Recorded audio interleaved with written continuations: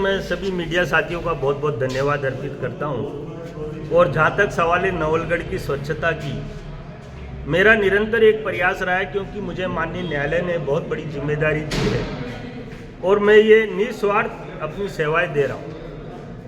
आज मुझे नवलगढ़ में घुसने के बाद लगा कि नवलगढ़ पहले से ज़्यादा साफ नहीं है, बल्कि पहले से थोड़ा गंदा जरूर नज़र आया। और वो मैंने बिल्कुल खुले शब्दों में ईओ साहब को और अध्यक्ष जी से निवेदन किया है, सभी कर्मचारियों को बताया है कि देखिए, स्वच्छता देश के यशस्वी प्रधानमंत्री और राजस्थान के मुख्यमंत्री का बहुत बड़ा विजन है। माननीय न्यायालय ने मुझे ये जिम्मेदारी दी है और मैं माननीय न्यायालय को आज की पूरी स्थिति से अवगत कराऊंगा।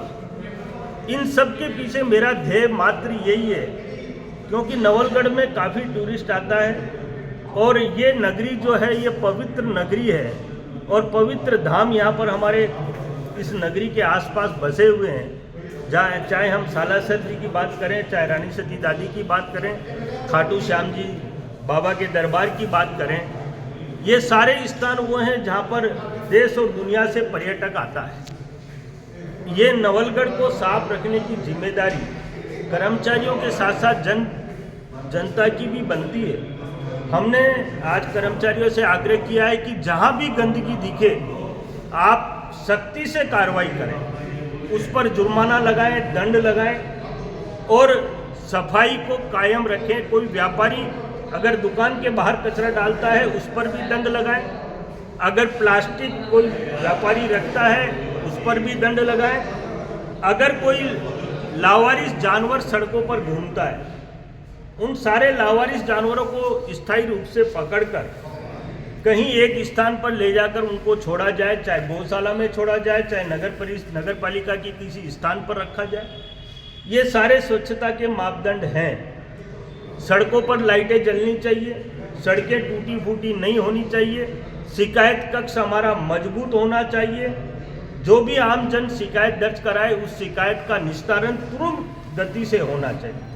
इन सब बातों पर हम निरंतर चर्चा कर रहे हैं और मुझे लगता है कि आने वाले समय में निश्चित रूप से नवलगढ़ स्वच्छता में आगे बढ़ेगा। स्वच्छता सर्वेक्षण अभी बहुत जल्दी होने वाला है, इसके परिणाम आपको दिखने मिलेंगे। जी सर, आप जैसे हेरिटेज माननीय न्यायालय के स्पष्ट निर्देश हैं कि हवेलियों को किसी भी सूरत में नहीं तोड़ने दिया जाए।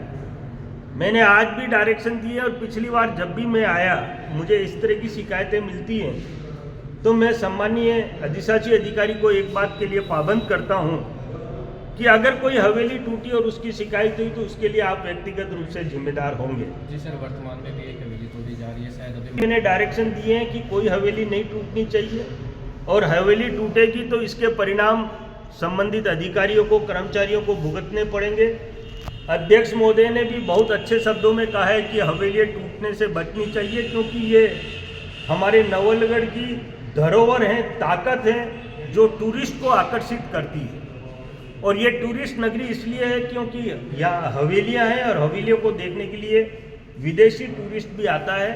मेरा मीडिया के साथियों आप लोगों से निवेदन है कि आपको जो भी हवेली टूटती हुई नज़र आ रही है उसका फोटो आप मेरे वीडियो पे डालना।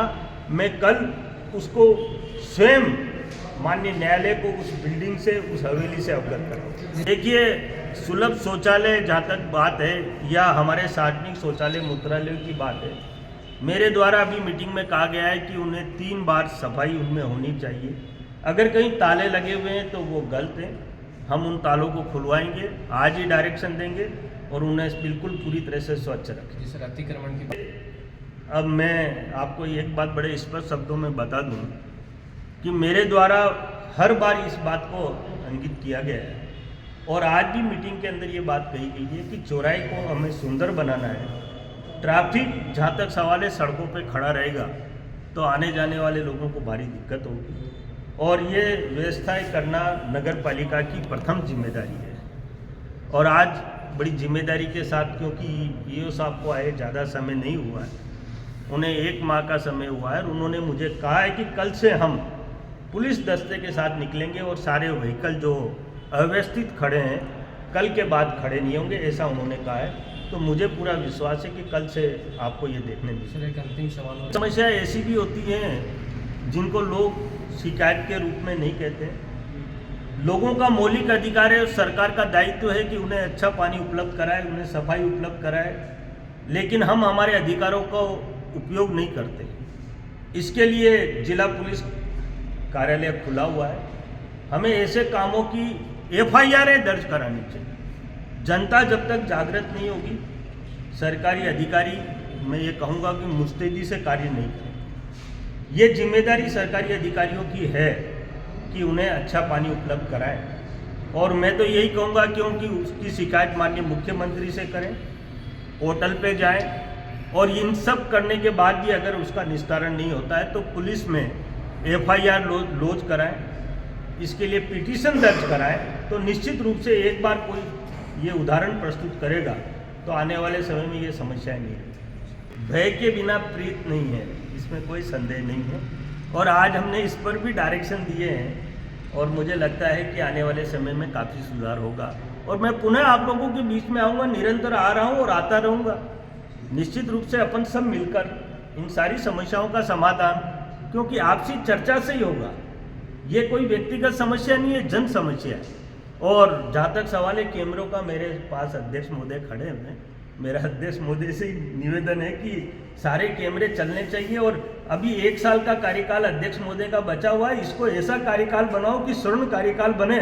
और जब भी नवलगढ़ के स्वच्छता का इतिहास लिखा जाए तो अध्यक्ष महोदय का नाम सबसे ऊपर लिखा जाए। ये काम तो ये इन्हीं को करना है ना। और हमारे अध्यक्ष महोदय बिल्कुल युवा है, इसलिए इनसे उम्मीद भी की जा सकती है और मुझे लगता है कि अब बदलाव निश्चित रूप से आएगा। बहुत बहुत